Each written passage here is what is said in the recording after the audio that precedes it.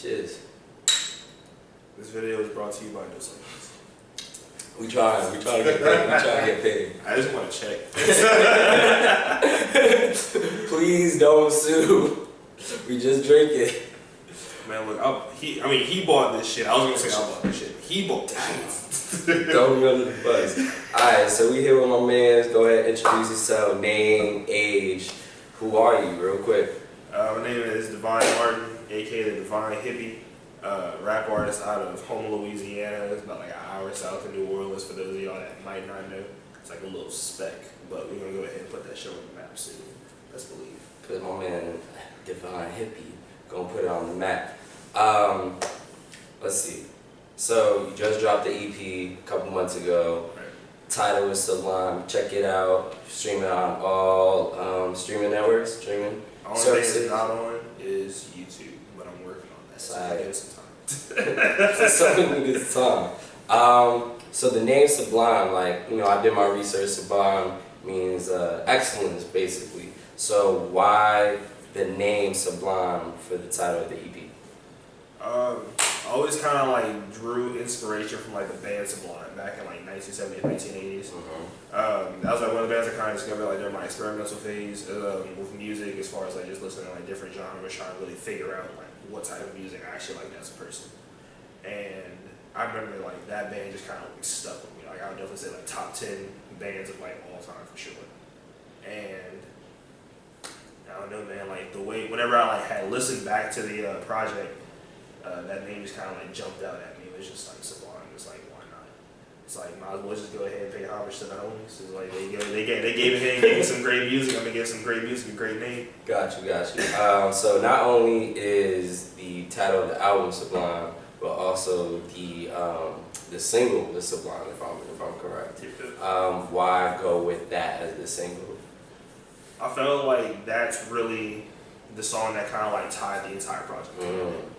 I like wrote everything. I wrote that song. That was actually one of the first songs that I wrote for the project.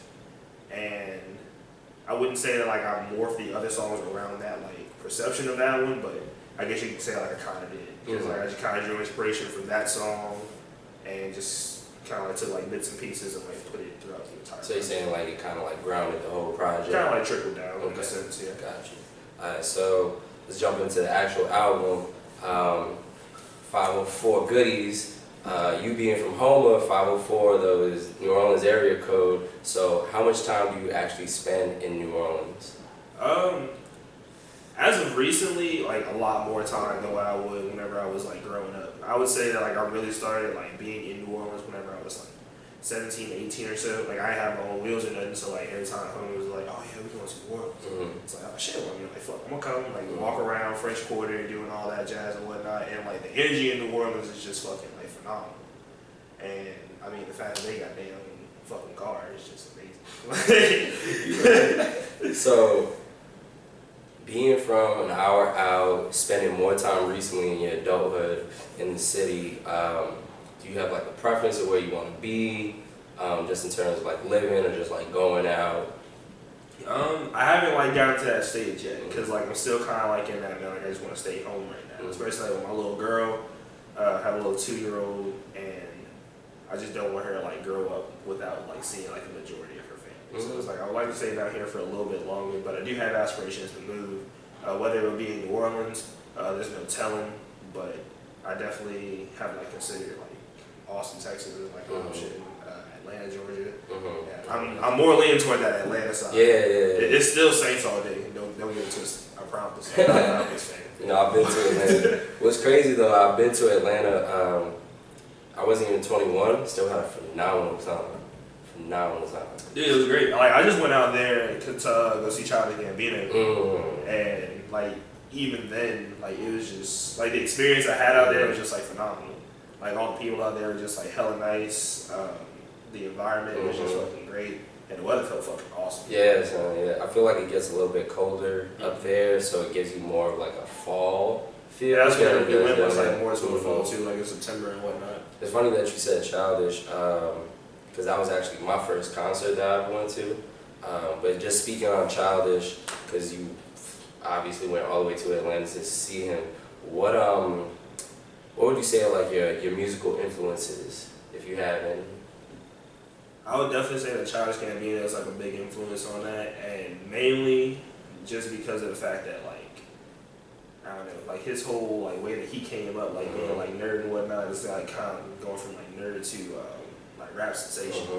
It's just incredible. I feel like that's just like the same boat that I was in, while I'm still in. Like I'm a fucking nerdy ass dude. I mean, you got the primitive Dragon Ball Z, my son Piccolo on the shirt. It's funny because I got like 2 of those shirts. Not the Piccolo one. It's the only nigga in Dragon Ball Z. we stand a fucking Piccolo, bro. But can we talk about how Piccolo, like, he completely changes the whole Debbie Dad situation? Hey, yo, Piccolo is the best dad in history. So Goku, nah, ain't it? Anybody that say that Goku is like the perfect dad, nah, it's like they lying to themselves. Nah. They really need to look themselves in the mirror and be like, "Y'all really just say that kind of shit?" Oh man, it's just like, yo, best friend here, take him. I almost killed you once, but it's okay. Going back to the project, let's go into Sublime. So you start off Sublime saying or you start off with it saying that it was a conversation with your pops, and not only is it a conversation with your pops, but it's kind of dedicated to your pops. Yeah. Can you talk a little bit more about just like your relationship with your pops and you know, any influence he's had on your career as a musician or just in life in general?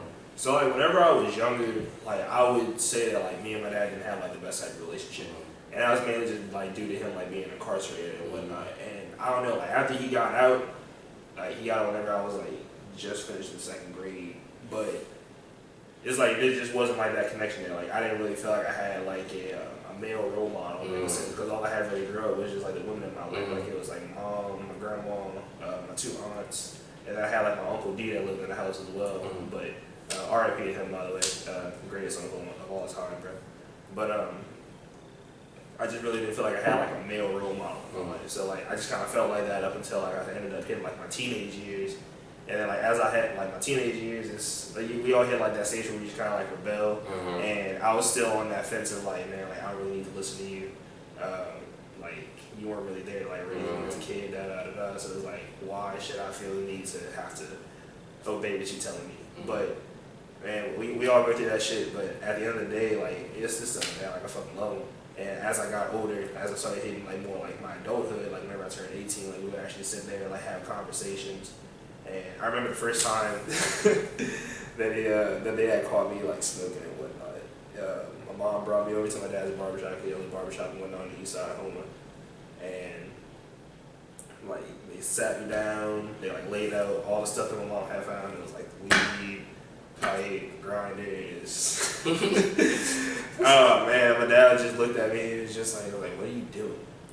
It's like, I mean, I'm just doing it, just being a kid, like me just being a young kid. And he was like, I mean, like, don't you got aspirations? Like, don't you want to do stuff? Like, don't you have like interests that like you want to go ahead and pursue in life? And I hadn't really thought about any of that. Like, I was just kind of like living in the moment, but I had never really thought about my future in a sense. Excuse me. Good content. Dos Equis. But I remember like him specifically just being like you got too much intelligence to really just be sitting over here just living, trying to live like a hood type lifestyle. And it's like that's not the way that we're raising you. Like it was basically like him calling me like a poser. Yeah, like I felt played. I ain't gonna lie. But I mean he did have a point. So like after I like kind of like sat back and like I really thought about it, I was like, man, like some of the stuff that I am doing right now really is stupid. It's like I could do something that could like potentially like hurt my future. And if I do want to like be like president of the United States or some shit, like if I got shown my record, that's never gonna happen. So that kind of like made me like take a step back from reality, kind of like reevaluate shit. And then I would say like me and my dad's like relationship just really started flourishing after that. Gotcha. Like he, I definitely say like he's like one of like my biggest inspiration. I would say he's like one of my #1 supporters. After I dropped Sublime, he called me and like I was basically in tears, man. Like he was just like, this is the best thing that I could have ever heard, like ever heard in life, and like it came from you. So like that was like I was just like fucking like big weight off my shoulder. I was just like, man, like I don't feel like a failure, but like You know how like secretly like you just want like your dad's approval. You just Oh, say, yeah. man, like I just want to hear that fucking like I'm proud of you. That's fucking goddamn, I can't think of fucking like comparison for it, but it was just fucking phenomenal. Like it was great. I loved it. But I mean, obviously that's like how like me and my dad's relationship kind of like developed over the course of time. Like now, like we like best friends. Like we sit out, we go get drinks, we sit down whenever I go get like my hair cut and everything. Like we just talk about everything. I feel like our relationship has definitely opened up a lot since me being like a rebellious ass teenager. That's dope. That's dope.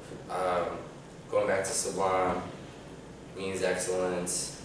When you were making the song or writing or recording it, and at some point, you know, you were like, this is going to be called Sublime, it being excellence, was it more so on the tip where you were like, this is an excellent song, or were you just listening to like music that was excellent, that like kind of drove you? I mean, yes and no to kind of both. It's I really was just thinking about like the band at the time whenever I had like named it, because I just remember like the feeling that like their music had evoked whenever I first discovered them was the same feeling that I felt whenever I had like completed the project and I had listened to it from like front to back. After like getting like mixed and mastered and everything, because I usually don't come up with like titles for anything until I like actually finish the song. Right, most people kind of like have like an idea or like name something that they have like a basis to write behind, but like I like to see like what my mind can go ahead and like flow out as far as like lyrics, and then just kind of like wrap a title around that and see how that goes. That's good. That's good. Talk about Sublime, the band. You talked about Childish. Let the people know what's in your like rotation right now. Like, what is it that you get in the car and you just like, I gotta bump this right now? So like, man, rotation right now. Man, JPEG Mafia for sure. JPEG, shouts out Peggy. You haven't copped that motherfucking, goddamn, what is that bitch called? I can't really believe. I listened to that thing the whole way over here too. Fuck. Gotcha. I was gonna piss me off. Go ahead, yeah, you're good. Pardon the interruption. We're now showing a Dos Equis commercial. Dos Equis. Is Dos Equis the like greatest man alive? I think so. I think so. All my heroes are cornballs. Shout out JPEG Mafia for that. All my heroes are cornballs. That shit is fucking amazing. As far as like other shit in my rotation, I would say Don Toliver. That's definitely somebody that I've listened to as of late. Isaiah Rashad, 24/7. Like that's usually like the first thing I put on. DVNEHPPy. I'm sorry. So you do listen to yourself? I don't want to sound like that conceited. Nah, you good. I don't make music for other people. That sounds rude as hell. Nah, you good. But I make music for me. So it's like I'm making shit that I won't listen to 24/7. Fuck that humble shit. Hey, it's we out here. I mean, fuck, dude. Like I'm a humble ass dude. I really am. Like I show homage to everybody. You feel me? But like, I mean, the facts is the facts. Like, you out here. Like, that's a perfect transition. So, in Frown, you talk about like surpassing people. Are you talking about like surpassing people that you know, surpassing other artists? Like, what? Like, who are you trying to surpass? That's everybody. That's everybody off top. And it's not even like any type of disrespect. I literally treat it like it's a big ass competition. Like I got homies that are back home, man. Shouts out to Elsie's son, Jalen Quinn, Saint Vaughn. If I'm forgetting anybody, I apologize. But nah, as far as like all those dudes, man, like I literally look at like the music shit with them as like a competition, and like I'm in this bitch to win. Like I don't like second place. I'm not settling for second place. It takes me a little bit longer than the rest of them to go ahead and drop a project, but whenever I drop the project, it's A1 and it's official, and I make sure that it always touches the people. Respect, respect.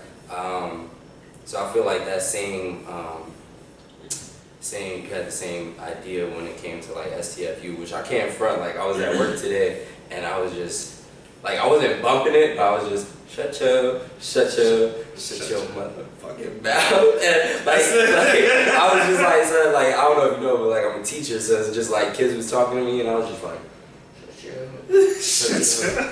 your motherfucking mouth. Like, I was saying shit right there. Oh, man. So, speaking on STFU, you have a collaboration on it with Quavious Black. Just as a new artist, do you feel like new artists should do more collaborations, keep it out? Because I know usually just up and coming artists, they want to have their voice heard. So what are your thoughts on just collabing in general? I feel like you can go either or. I feel like if you want to have collabs on it, like go for it. Like at the end of the day, like I mean, it's your music. Do what you want. I mean, like you're doing it to please yourself, not really to please other people. You're doing it because you love it. I mean, if you're doing it to please other people, I mean that's cool. I mean, it's a little pretentious. But I mean, as far as that goes, man, like whenever I made STFU, like I knew that Quavious was the person I wanted to have. I wrote the first verse and I was like stuck for a while. I tried writing like a second verse to it, but I just really wasn't feeling it. I was like, man, like I just really feel like a feature would thrive on here. So I ended up hitting Quavious up. He said he was down for it. Excuse me. Those seconds. Oh shit, you ready to take a sip? But yeah, like I knew like he was like the person that like I wanted to have a feature on it, so like I hit him up. He said he was down for it, sent him over the beat and everything, and after that it was great. And that's how STFU. The shit was phenomenal. It was a phenomenal last song. Dope. Going into the last song on the project, Designer Garments, you speak on basically getting to the point where you're draped in designer garments. What's the, let the people know, what's the most you ever spent on a shopping trip? $1 million. I'm just fucking Nah, I mean, honestly, like the most. Nah, the most that I've ever spent on, honestly, it wasn't even like a shopping spree. It was literally just like one pair of shoes, because I really don't spend a lot whenever I go shopping. For the most part, I always work retail. So like I always got like discounts on like my clothes and everything. Or like I knew somebody that worked at like a retail store, so like I got a discount. And I would just buy like bits and pieces at a time. But my most expensive pair of clothes that I have right now, it's not even clothes, it's shoes. I have a pair of $220 shoes, just a pair of little NMDs that I had bought. Everybody was like hyping them the hell up. So I was like, why the fuck not? So I buy me a pair too. I had the money for it, but I don't even wear them shits. Like, I don't. Strictly Vans, baby. Trying to get sponsored. Yeah, Vans choice on too. You know, Primitive wants to sponsor me. I got the Dragon Ball Z collab on. So yeah. We trying to get sponsored, bro. By those that used to. Everything. Please don't sue. Once again. A line that stuck out to me when I was listening to Designer Garments is the fact that you say that you are a monster behind the designer garments. Can you speak on just like what that means? So like being a monster behind designer garments just kind of means like, it just kind of gives you that feeling of, I don't know, kind of like a vibe being in a sense. It's like, you know that like you've done something that's like it's fucked up. And, like you know that like internally, and the more that you ignore the fact that you did that type of action, the more it just kind of like festers on the inside. So it can start off as just like a little speck, but the little speck just ends up eventually growing into like this fucking like just vile, disgusting ass being, and like eventually that's the person that you start feeling like whenever you look in the mirror. And until you confront that issue, like that person's just gonna always be there. So whenever I looked in the mirror, it's like I see like all these nice clothes and shit. Like I see like the style and everything, but on the inside, like you feel like it's a monster. And that's like a fucking easier way to kind of like similarize that is like fucking Beauty and the Beast.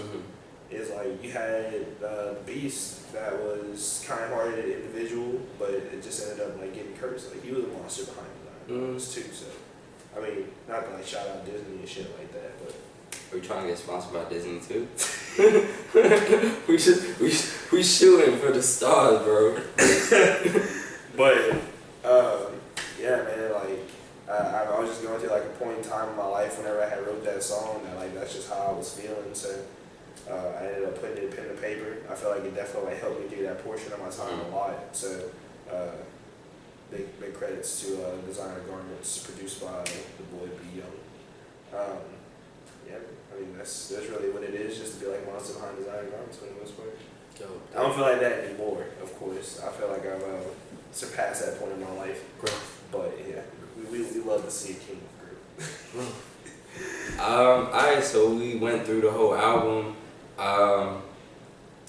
Just like a personal question that I felt like I had to ask, just like not being in the know, and maybe somebody out there who's trying to start up their music career might want to know. Can you just like talk about the process of making Sublime, like recording, writing, anything of that nature? So, fun fact, Sublime overall took me 9 months to make. I don't really tell a lot of people like the time limit that it took me to make that project, just because I'm a little embarrassed by it, but it's okay. It's still a fire-ass project, which if you haven't listened to it before, go check it out. It's on all streaming platforms besides YouTube. We're about to get there soon, I promise. But, excuse me. Those things.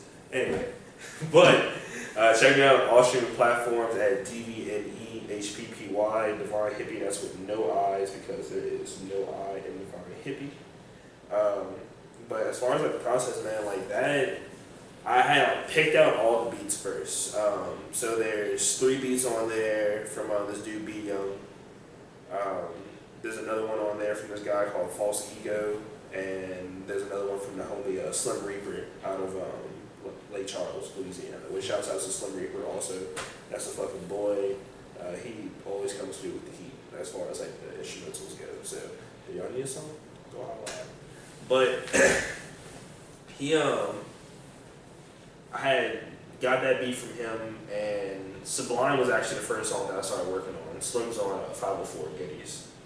But I had wrote that song, and I knew that the basis that I wanted like the entire project to be behind, like how I said it was like behind like that particular song. So I wrote all the beats and everything. I kind of like made like my can't think of the word, my corrections to like all my lyrics and everything as I went by. Just kind of like rehearsing, making sure that like it was also like at a stable tempo for me to perform it as well. Because that's another thing that I take into consideration whenever I write lyrics is like, yeah, you can write this incredibly complicated ass bar and keep you perform it. And the number one thing with my music is that I want people to be able to interact, and I want people to be able to also sing along to like the lyrics and everything. Just have a good time whenever you're at a Divine Hippie show. Like you're here to catch the vibe, as the slogan says. But as far as writing took me about like 4 months between all 5 of the songs, and I was just like I had wrote all of the songs at like the 3-month mark, and then like it did like 2 months of like just corrections and everything. I would say that 3 months were put toward like recording, just from like going like back and forth to like my engineer Taboo's house, and just like recording, finishing the song, kind of like giving it like a playback and everything in the car, really trying to get like a feel for it, feeling like, oh, we need to take this out, we need to add this in, I'm a perfectionist at the end of the day. Taboo is as well. Taboo's not going to put out a project that's under his name as well. That's not like top quality. So that's one thing I do appreciate about him for sure. He throws in a lot of ideas that I personally wouldn't have considered before. So that extends the process also, but it also is what makes the project so genuine. And I would say that 2 months were put toward like planning the actual release date around it. Because I actually was supposed to release Sublime in February. So, but whenever I didn't have time for February, I had to drop the single. So that way people could just have a little something. A little taste. And then it was supposed to drop. It was supposed to drop April, but I think we had to push it back one more month, so it came out May. No, wait. No, it was supposed to come out beginning of April, but then we dropped it late April. Gotcha. And then we had the release party and the show on May 10th. So altogether, like, yeah, like, it's been like planning and everything. I really wanted to take this project seriously. That was like the main thing that I had wanted to try to go forth with, because like my last two projects I had dropped, like the first one was just kind of like something I wanted to do in high school. The second one was something I was like taking more seriously, but it wasn't at the quality that I wanted it to be. So because I knew that Sublime was at like that perfection, like quality that I was like striving for, like I did all kinds of research as far as like how I like, market myself on the internet, as far as like promotion and everything like that. Doing like figuring out like how to like label myself as like an artist, well like market myself as an artist, I guess you could say. Had to like make like EPK and everything. That like whenever the album was released, I could like send it out to like video promoters and everything, like hopes to try to get like booked. Right. But yeah, I mean as far as the process goes, like that was basically it. It was like 4 months of writing, 3 months of recording, and then 2 months of just like figuring out like, let's release the damn thing. Yeah. No, that's what's up. That's all I got. Thank you for coming. Appreciate it. Thank you for being vulnerable with some of the questions. Thank you for just being you. Really appreciate that. Before we go, let the people know like what's going on, what's next. Stay tuned. Stay tuned. Stay tuned. One more time, just for the camera and the mic. Let the people know where they can find you, how they can find your music, all that good stuff. So again, my name is Divine Martin, aka the Divine Hippie. Follow me on all streaming platforms all social media platforms at The Divine Hippie, TheDivineHippy, and then you can stream me on all streaming platforms at DVNEHPPY, Divine Hippie. And again, that's with no I's because there's no I in Divine. That's all we got. Ladies, I appreciate you having me, man. Thank you. Nah. I wasn't shouting out those seconds, but this shit is good as fuck. Thanks, bro. Appreciate you, though. No problem, man. Thank you.